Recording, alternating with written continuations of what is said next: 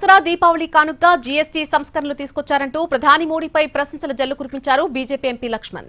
GST తగ్గింపుతో అన్ని వర్గాల ప్రజలకు ఆర్థిక వెసులుబాటు కలుగుతుందని అన్నారు.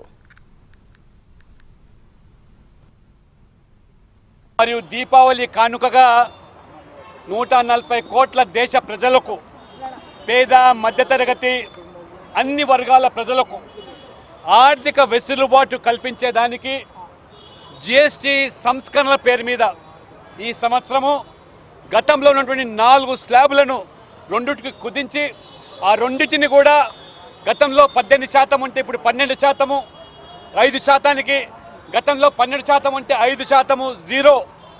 ఇవాళ ఆరోగ్య బీమా కానివ్వండి, మరి మందుల వాడకాలు కానివ్వండి, జీవిత బీమా మీద ఎటువంటి పన్ను విధింపు లేకుండా ప్రజలకు మేలు కల్పించినటువంటి విధానం